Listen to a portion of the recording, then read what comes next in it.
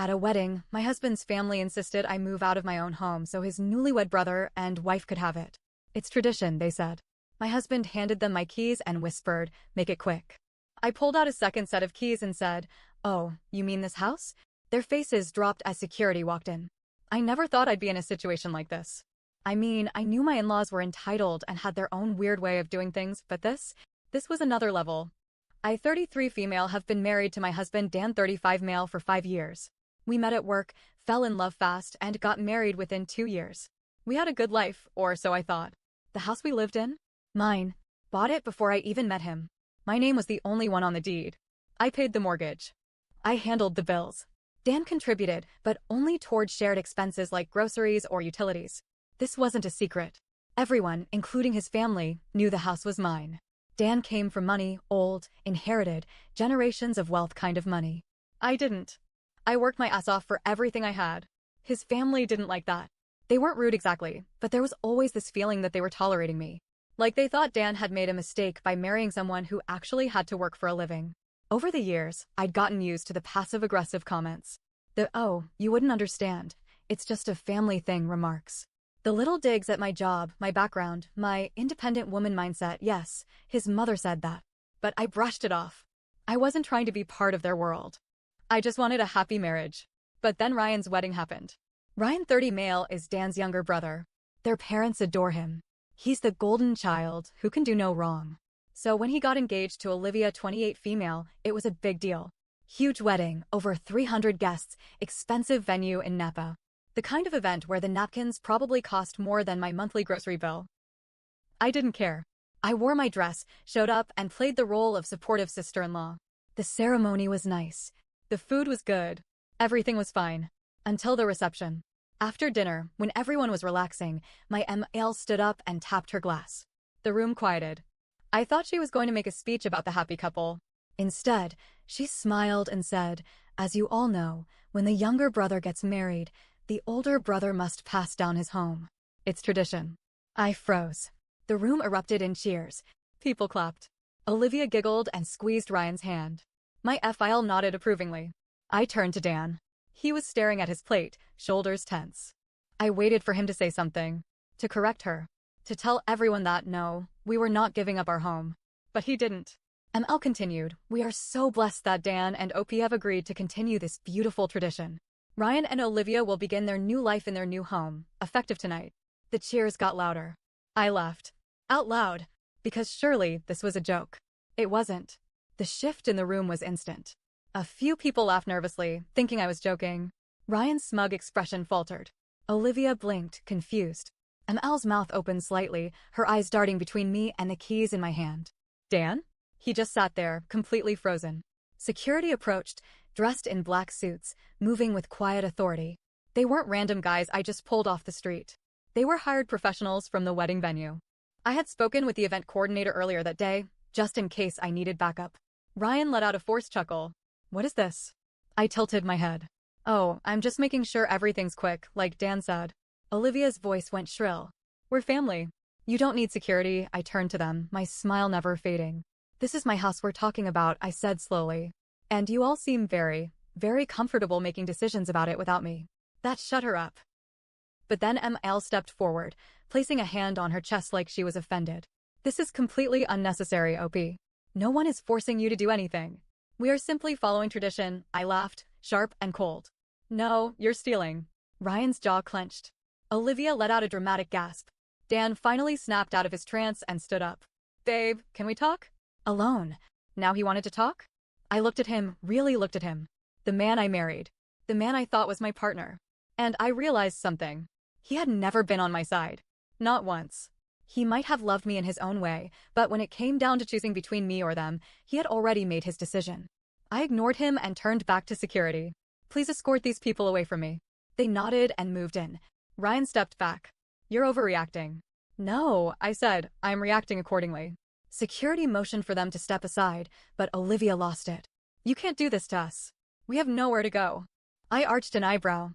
"Oh, so suddenly you need somewhere to go?" I thought this was all just tradition. Her face went red. ML scoffed. "This is childish. You're acting like a petty little girl." That's when I dropped the real bomb. Oh, you mean the house I already sold? Silence. Dead. Thick silence. Ryan went pale. Olivia's eyes widened. ML actually staggered. Dan's face drained of color. You, what? I smiled wider. Oh, didn't Dan tell you? I looked at him, feigning innocence. The house was mine. My name. My money. My decision. I leaned in slightly. And a month ago? I sold it. Ryan stumbled back like I had hit him. You're lying. Olivia's mouth opened and closed, making no sound. Dan shook his head, desperate now. No, that's impossible. You would have told me. I shrugged. You never asked. ML clutched at her necklace like she was about to faint. But where are you going to live? And this? This was my favorite part. I slowly reached into my bag, pulled out another set of keys, dangled them in the air. Everyone stared. Dan's voice cracked. What is that? I smirked. My new house. That's when FL, who had been quiet this whole time, stepped forward. And everything took a turn. Up until this point, my father-in-law, FL, had been completely silent. He had sat there, watching, like this was some sort of game. But the moment I held up my new house keys, something shifted. FL cleared his throat, stepping toward me with an eerie calmness. Where did you move? He asked, voice steady but too controlled. I narrowed my eyes. Why do you care? Dan turned to FIL, confused. Dad? But FIL wasn't looking at him. He was staring at me. MIL, still recovering from the shock, placed a trembling hand on FIL's arm. This isn't important right now. He ignored her. Where's your new house? Something was off.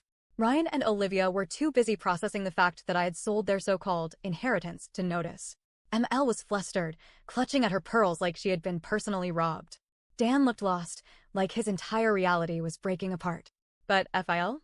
FL was calculating something. So I decided to test him. I tilted my head. Take a guess. For the first time that night, FIL's expression changed.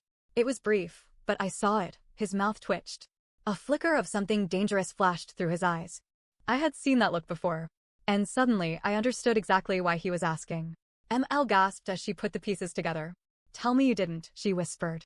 I smiled. Oh, but I did. See, months ago, before I had even decided to sell my house, I overheard FL talking about a property he had been trying to acquire for years. It was his dream home, a stunning estate right on the waterfront. The kind of place people fought over. But the deal kept falling through. The owners wouldn't sell to him, no matter how much money he threw at them. And when I started looking for my new home, I found out that the owners were finally selling. So I bought it out from under him. For less than what he had offered. And I never said a word. Until now. FIL's fists clenched at his sides. That house was supposed to be mine. I shrugged. Guess you should have moved faster. ML screamed. You absolute snake. Ryan looked like he had been physically slapped. Wait, that means you didn't just screw us over, you screwed over Dad. Dan, finally catching up, turned to me with horror. Opie, tell me this isn't true. I smiled. Oh, Dan, did you really think you were the only one who could betray someone? FIL's mask slipped. For the first time, he looked furious. You don't know what you've just done, he said, voice low. Oh, but I did. Because FIL had secrets. And I had all the receipts. A hush fell over the reception hall. Every whisper, every clinking glass, every movement ceased. All eyes were on us.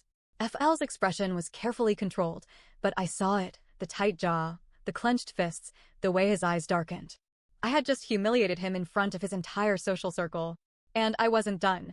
I took a step closer, lowering my voice so only the people at the table could hear.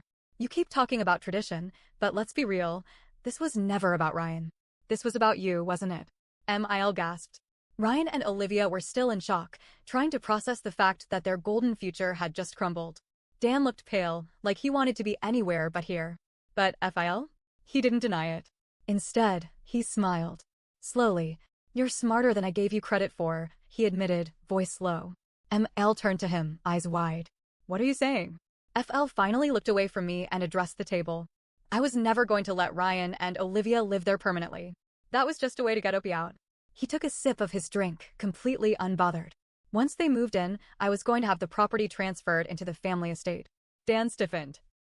Ryan's mouth fell open. Wait. What? Olivia's face contorted in rage. You mean you were never giving us the house? This was just some scam to get a better property for yourself. FL didn't even look at them. He was still staring at me. You outplayed me, he admitted, a little amused. I'll give you that. I could feel the rage radiating from Mil. You lied to us. You let me make a fool of myself, oh, please. Fil waved a dismissive hand. You really think I was going to let Ryan, who can't even balance a checkbook, own a multi-million-dollar home? Ryan turned bright red. Oh, Dad, you said enough. Fil's voice was cold. You weren't ready. Neither was Dan. You're all so concerned about what's fair, but fair doesn't mean smart. OP saw an opportunity. She took it. That's the difference between her and you. Mil snapped. How do you speak about our son that way? Her voice cracked, raw with betrayal. Fl set down his drink and finally turned to Dan, his firstborn, his legacy. The man who had spent his entire life trying to prove himself to this family. And what Fil said broke him. You were never meant to run this family, Dan. Dan staggered back, like his father had just hit him. What? His voice was barely a whisper. Fil's tone was matter-of-fact. You were a placeholder. I always planned for Ryan to take over. You were never strong enough to do what needed to be done. Dan's entire body went rigid. His face turned a ghostly shade of white. His hands trembled at his sides. Mil was horrified. We raised him for this. We sacrificed everything for, you raised him to be soft. Fl cut in, his voice sharp. He married a woman who outsmarted us all, and instead of controlling the situation, he let her win. I should have felt victorious. I had outmaneuvered them. I had exposed them. I had won. But when I looked at Dan, he was breaking. He stared at his father like a child who had just realized Santa wasn't real. Like everything he had believed in, everything he had worked for, had just been ripped away. I gave you everything, he whispered. His voice was raw, shaking. I tried to be the son you wanted. Fil sighed, looking bored. And that was your mistake. Dan's hands curled into fists. I thought he was going to hit him. But instead, he turned to me. You planned this. His voice was low, accusing. You knew this would happen. I exhaled slowly. I didn't plan this, Dan. But I knew how it would end. His eyes, those eyes I used to love, were full of something I couldn't recognize. Anger? Pain? Regret? Maybe all of it. Was I ever enough for you? He asked. I stared at him. You gave me away like a used toy, Dan. And now you're asking me if you were enough? He swallowed hard. I thought I was doing the right thing. I shook my head. No, you were doing what they told you was right. A long, aching silence followed. Ryan and Olivia were still reeling from Fil's betrayal. Ml looked like she was seconds from screaming. Fl had already moved on, checking his watch like this conversation had become boring. And Dan? Dan looked lost. Where do we go from here? He finally asked.